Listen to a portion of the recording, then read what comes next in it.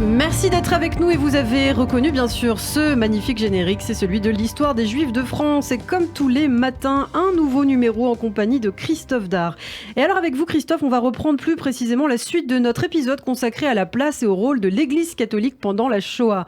Nous avons parlé du silence, voire du soutien affiché par certains membres de la hiérarchie catholique envers la politique antisémite du régime de Vichy. Mais nous avons vu également que dès 1940, d'autres refusent la persécution imposée aux Juifs et mettent en place des réseaux d'entraide et de sauvetage aux côtés de juifs et de protestants. Alors avant de voir le tournant de l'été 1942 où pour la première fois depuis le début de la guerre des catholiques vont publiquement s'opposer à la Shoah, prenons encore un exemple Christophe d'un de ces hommes d'église qui sera sensible au sort des juifs à partir de 1939 et qui les aidera à se cacher. Oui, des hommes méconnus mais effectivement qu'il est important d'évoquer et en particulier donc celui qu'on va appeler le père des juifs. Alors pourquoi donc ?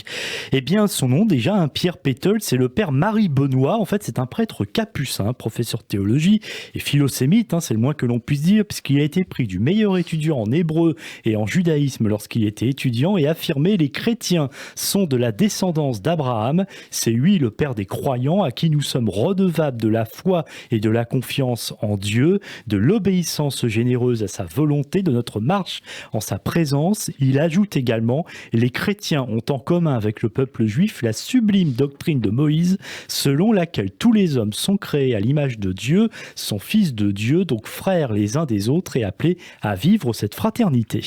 Mobilisé en 1939, le père Marie Benoît se retrouve à Marseille et devient interprète à l'état-major. C'est dans la cité phocéenne, au couvent des Capucins, qu'il va faire en sorte de sauver des familles juives et de manière plus générale des personnes pourchassées par la Gestapo. Il est aidé des comités juifs de Marseille, de Nice et de Cannes. Dans les caves sont imprimés de faux passeports et des certificats de baptême qui permettent de partir pour l'Espagne ou la Suisse. Des centaines de juifs sont ainsi sauvés.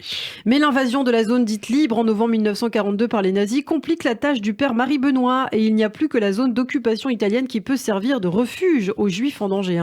Exactement, parti à Nice, Pierre Péteul gagne la sympathie des fonctionnaires italiens et des milliers de juifs peuvent se rendre en Italie.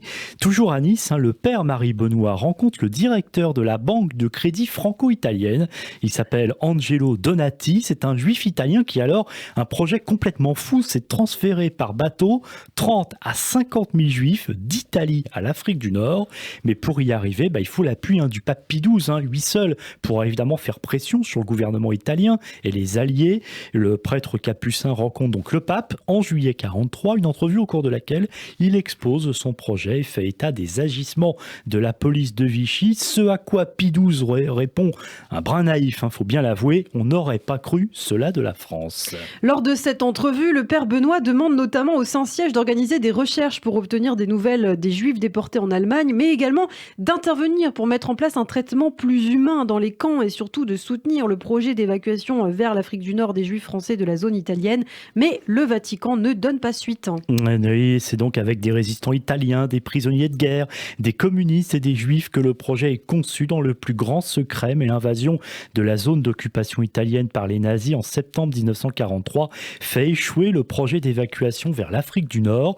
Traqué par la Gestapo, le père Marie Benoît s'enfuit à Rome et poursuit sa mission de sauvetage depuis un bureau du collège des Capucins. Il est surnommé généralement et à juste titre donc le père des Juifs. Maintenant on comprend mieux cet intitulé. Le nombre de Juifs qui lui doivent la vie sauve est en effet estimé à 4500. Si on a vu que des hommes d'église s'investissent pour sauver donc les Juifs des rafles et des déportations, la plupart gardent malheureusement le silence, voire soutiennent la collaboration entre le régime de Vichy et l'Allemagne nazie. Mais l'été 1942 marque enfin un tournant. La rafle du Veldiv se déroule en juillet et le gouvernement de Vichy s'engage à livrer aux SS les Juifs étrangers de la zone dite libre. Le 18 août, une rafle est en effet prévue pour le 26. Elle prévoit d'arrêter tous les Juifs hors des camps d'internement, y compris les enfants de plus de 2 ans. Une minorité de catholiques rejette alors publiquement la politique antisémite du régime de Vichy et les déportations emmenées par l'archevêque de Toulouse, Jules Géraud Saliège. Dès le 23 novembre 1941, cet homme, pourtant pétainiste mais opposé au nazisme dès l'arrivée de Hitler au pouvoir en 1933, envoie aux autorités de Vichy une lettre protestant contre les lois anti-juives. Le dimanche 23 août 1942, il va plus loin, presque totalement paralysé suite à un accident vasculaire cérébral. Jules Saliège, 72 ans, ne peut presque plus parler, mais il rédige un court texte de protestation dont il ordonne la lecture lecture dans toutes les paroisses de son diocèse. Et c'est ce qu'on appelle une lettre sur la personne humaine qui dit notamment « Il y a une morale chrétienne, il y a une morale humaine qui impose des devoirs et reconnaît des droits, que des enfants, des femmes, des hommes, des pères et des mères soient traités comme un vil troupeau, que les membres d'une famille soient séparés les uns des autres et embarqués pour une destination inconnue. Il était réservé à notre temps de voir ce triste spectacle. Les Juifs sont des hommes, les Juives sont des femmes, les étrangers sont des hommes, les étrangères sont des femmes. Tout n'est pas permis contre eux, contre ces pères et mères de famille. Ils font partie du genre humain. La lettre de Saliège enjoint les prêtres et les moniales de son archidiocèse à cacher des Juifs, en particulier des enfants, sur instruction du ministère de l'Intérieur. Le préfet de Toulouse exerce des pressions, lui, pour ne pas que la lettre de Saliège soit lue dans les églises du diocèse de Toulouse, justement. Mais malgré ces menaces, en effet, Ilana, la lettre va être lue et publiée, notamment dans le grand journal local, la Dépêche de Toulouse. Des centaines de milliers d'exemplaires sont copiés, distribués par des membres de la résistance partout en France, en faisant du coup de cette protestation et de cette lettre l'un des textes les plus diffusés par la résistance, jusqu'à même être diffusé à la BBC en Angleterre, alors qu'une série de rafles va se dérouler entre les 26 et 28 août 42. Cette lettre de Monseigneur Saliège fait donc boule de neige.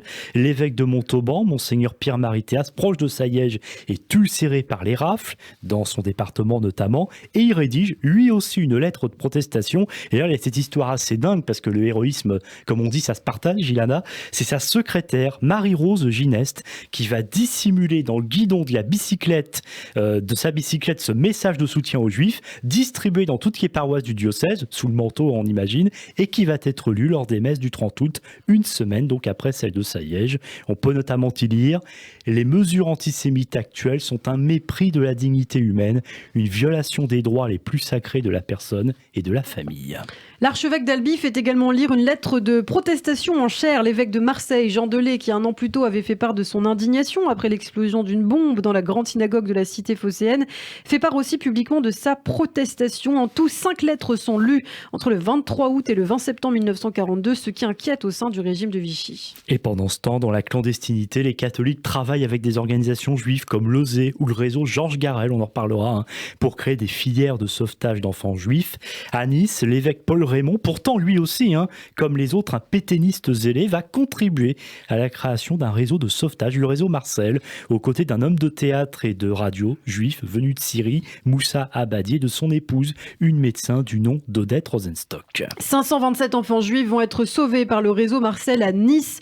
À Toulouse aussi, Monseigneur Saliège s'engage et un véritable réseau. Le réseau Saliège se met en place, spontané ou organisé, individuel ou collectif. L'aide prend des formes multiples. Fabrication de faux papiers et de certificats de baptême, hébergement des juifs traqués dans des couvents et des écoles religieuses, fuite des camps et passage des frontières. Et oui, c'est toujours le même procédé, une variété effectivement d'opérations de sauvetage. À Lyon, le réseau Amitié chrétienne qui va se mobiliser pour sauver les juifs de la déportation notamment. C'est dans cette même ville d'ailleurs que fin août 42, le prêtre Pierre Chaillet et l'abbé Alexandre Glasberg, on a déjà parlé d'eux la dernière fois, aidés de protestants et de réseaux catholiques, vont sauver de la déportation 108 enfants juifs étrangers de moins de 15 ans internés au camp de Villeurbanne, c'est dans la banlieue de Lyon. Merci beaucoup Christophe pour cette suite en deuxième partie passionnante consacrée au rôle et à la place des catholiques pendant la Shoah. Et rendez-vous donc pour la dernière partie au prochain numéro. Radio